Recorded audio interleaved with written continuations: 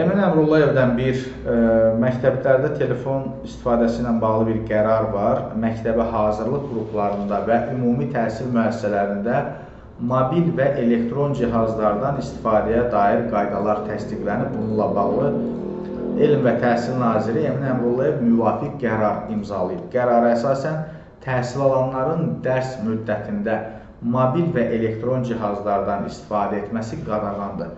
Müəssisəyə təhsil alanlar tərəfindən gətirilən mobil və elektron cihazlar dərs müddətinin sonuna qədər müəssisə rəhbərliyi tərəfindən müəyyən edilmiş saxlama yerlərində, mobil qutularda, şkaflarda söndürülmüş vəziyyətdə və ya səssiz rejimdə saxlanılmalıdır. Təhsil alanlar dərs zamanı mobil və elektron cihazlardan yalnız müəllimin icazəsi ilə və onun nəzarəti altında tədris məqsədləri üçün köməkçi vasitə kimi istifadə edə bilərlər. Təhsil alanlar müəssisənin ərazisində mobil və elektron cihazlardan yalnız zəruri hallarda informasiya mübadiləsi üçün istifadə edə bilərlər. Müəssisədə bu qaydaların icrasına nəzarət müəssisənin daxili intizam qaydaları ilə müəyyən edilir.